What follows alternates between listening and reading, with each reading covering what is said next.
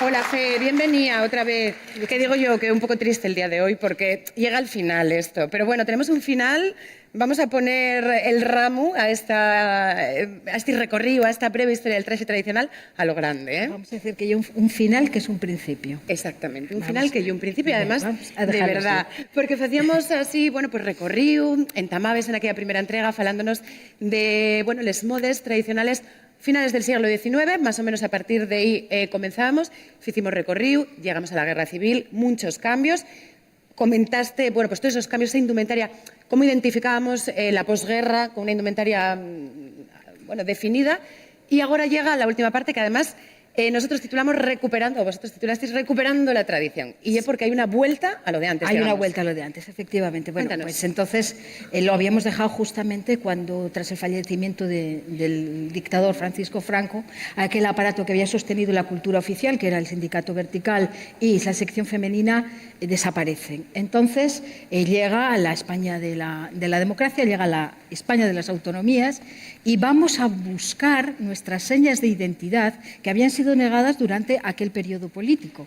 No se nos olvide que en esta búsqueda de esas señas de identidad también hay una carga política y hay una carga emocional en el momento en que estamos reivindicando una nueva forma de entender la cultura y de entender las tradiciones bien diferentes a lo que había sido en los tiempos de Franco. Nos situamos entonces a finales de los años 70, en los primeros 80, cuando comienzan a funcionar los llamados grupos de investigación etnográfica que recuperan bailes populares y que van a mirar hacia lo que se había hecho a finales del siglo XIX a la hora de la construcción de la indumentaria tradicional.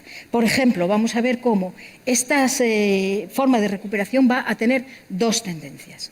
Una de ellas va a ser una tendencia ideológica y que se va a mostrar a través de determinados elementos que aparecen en los trajes, como los espaldares de los chalecos, y vamos a ver que después tenemos otra distinta forma de ver lo que es la reconstrucción historicista de los trajes, donde ya esta carga ideológica va a dejar espacio a una recuperación más o menos idealizada de lo que debieron de ser las modas populares en las que se habían basado los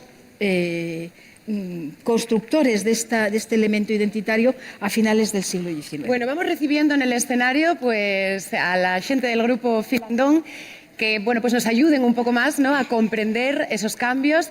Y yo creo que, Fe, tiene mucho que ver, hay figuras importantes que tuvieron mucho que decir en esa época y que ayudaron de alguna manera a, bueno, pues a reconstruir, ¿no? Entre ellas, por ejemplo, la figura de Luis Argüelles. Luis Argüelles precisamente comenzó en los inicios de la década de los años 70 una serie de artículos que aparecieron en el diario El Comercio, en Gijón, y que luego dieron lugar a un libro que fue la Biblia para todos nosotros cuando empezamos en el mundo de la indumentaria, donde él retoma lo que había escrito Fausto Vigil, lo que había escrito Fermín Canella, y vamos situando la indumentaria tradicional asturiana en un campo completamente distinto al que había dejado ese traje de sección femenina. Entonces, ¿qué es lo que se hace? Se tiende a recuperar las telas, se tiende a recuperar los colores y se tiende a recuperar la forma de vestir ese traje. Ya no hay esa homogeneidad anterior, sino que volvemos a ver, tenemos en el escenario, bueno, pues trajes muy diferentes. Con un colorido muy determinado. Volvemos a ver aquella paleta de colores variada, pero al mismo tiempo reducida que teníamos en un principio, y vemos como también se recuperan cosas que se hacían ya desde antaño, como es, por ejemplo, vestir a los niños de Asturias. Ay, sí. Bueno, tenemos tenemos estos muñeques de delante que son como muñeques, pero yo que tenemos uno piquiñín, pero piquiñín, y que está en el cuello, ¿no? Asturianinos, ya desde edades bien tempranas.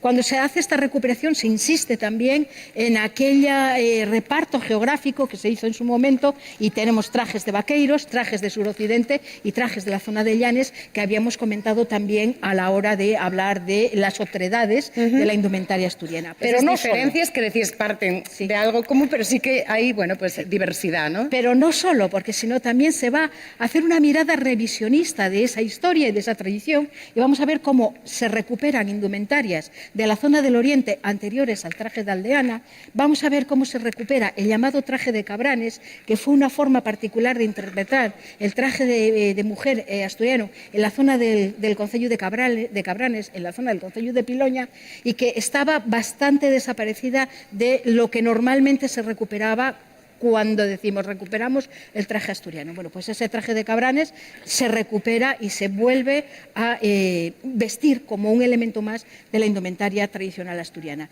No solo eso, sino que además se recuperan modas antiguas, como habíamos visto en las imágenes de trajes de Genaro Pérez Villamil, y luego vamos a ver cómo hay un momento a finales del siglo XX, principios del siglo XXI, donde posiblemente más parecido a lo que debió de ser, porque nunca vamos a tener una certeza, la moda de principios del siglo XIX, después de ese momento a principios, como digo, a finales del siglo XX, principios del siglo XXI, fue lo más parecido a la manera de vestir de las clases populares de hacía 200 años antes, pero ¿qué es lo que ocurre? Ocurre que el traje asturiano es un material cultural. Entonces, como es un material cultural, no para. No para. O sí, podemos tener una serie de piezas, una serie de prendas que las vamos a guardar en un armario y van a ser testigos de la historia. Pero como nosotros lo que estamos haciendo es vestirnos de asturianos hoy en día, vamos a ver cómo estos trajes van a seguir una evolución según la sociedad y en el momento en el que la vestimos. Nosotros ya no somos los mismos que recuperamos la indumentaria tradicional en los años 80, con lo cual vamos a ver que aparecen nuevas telas, aparecen nuevos colores y se va haciendo cada vez mucho más colorista la indumentaria tradicional asturiana. Podemos decir que nos inspiramos, hay una vuelta, ¿no? La inspiración de esos trajes primeros, pero claro, la historia, pues ya sí, también provoca cambios, ¿no? Vamos a ver que hay, yo creo que dos elementos sumamente importantes que tenemos que tener en cuenta a la hora de esta recuperación de la indumentaria tradicional. Uno que es la consolidación de las bandas de gaitas como grupos estables. Entonces, estas bandas de gaitas van a llevar una uniformidad. En un principio, una uniformidad que se va a ajustar muy bien a lo que era la tradición del gaitero que se viste para tocar con un traje asturiano. El otro punto de inflexión en la cultura asturiana es la participación, o el ingreso, mejor dicho, de Asturias en el Festival de Lorient como uno de los países oficiales. Para nosotros vamos allí, vamos a representar a nuestra tierra, vamos a representar nuestra música y nuestro folclore. ¿Y con qué lo hacemos? Pues vestidos con nuestros trajes. Claro. No, claro, y entonces, realmente la diferencia que hay entre nuestra indumentaria y la indumentaria de los países del norte es realmente llamativa. Podemos parecernos a los gallegos. Quienes realmente saben de indumentaria saben que no, que hay una diferencia entre la forma de vestir de los gallegos y la que es la de los trajes asturianos. Entonces ahí ya, eso sí que consolidó completamente esta recuperación de la indumentaria tradicional asturiana, en el momento en que nos convertimos en representantes de una embajada cultural de Asturias hacia los países, exactamente, fuera. Hacia los países celtas. Hay cantidad de grupos de, vosotros mismos, grupos de investigación y que seguís todavía, ¿no? Tirando de informantes, tirando de, intentando buscar... Hombre, los informantes ya no son los mismos. No, claro, eso es verdad que los informantes se van acabando. Claro, la gente, cuando comenzaron los primeros grupos a finales de los 70, sobre todo los primeros 80, pues ellos estaban contando con una generación de gente que muchos habían nacido en el siglo XIX. Claro. Bueno, y que habían visto y habían vivido ese primer momento de la construcción del traje asturiano y de las primeras veces que se subía al escenario el folclore tradicional. Claro, cuando llegamos a nosotros lo que hacemos es también subir el folclore al escenario, pero con otra perspectiva, otra forma distinta y adecuada a los tiempos en los que nosotros estamos en estos momentos.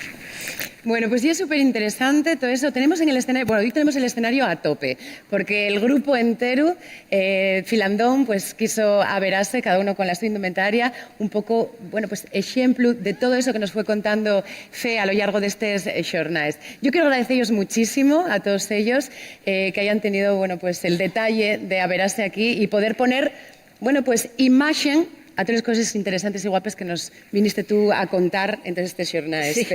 Yo quisiera también agradecer, ¿no? Porque, bueno, pensar cómo vamos a mostrar unos trajes en el escenario, cómo vamos a ofrecer un espectáculo, a fin de cuentas, tomando como base la certeza de nuestra indumentaria tradicional, pues entonces hemos necesitado la colaboración de gente, y me gustaría agradecer a José Antonio Vicario, a Gloria Galguera, a Marlis Carvajal, a Maribel Blanco, a Roberto Casielles, a Nacio Llope y a Monse Iglesias, pues que nos echaran una mano para poder ofrecerles a todos ustedes esta pequeña muestra de la historia del traje asturiano. Nosotros tenemos mucha gana de hablar del traje tradicional, llevamos ya ediciones pensando en cómo enfocarlo, pero dende yo, pues esta perspectiva y este montaje que nos trajisteis aquí superó absolutamente todas las expectativas del concurso, y sabemos que hay muchísima gente que disfruta con ello y que nos llamó para darnos la enhorabuena, así que quiero volver a transmitiroslo otra vez a ti, Fe, y a toda la gente del grupo.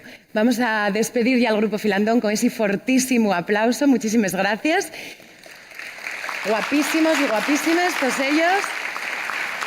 Pueden ir abandonando el escenario poquitín a poco.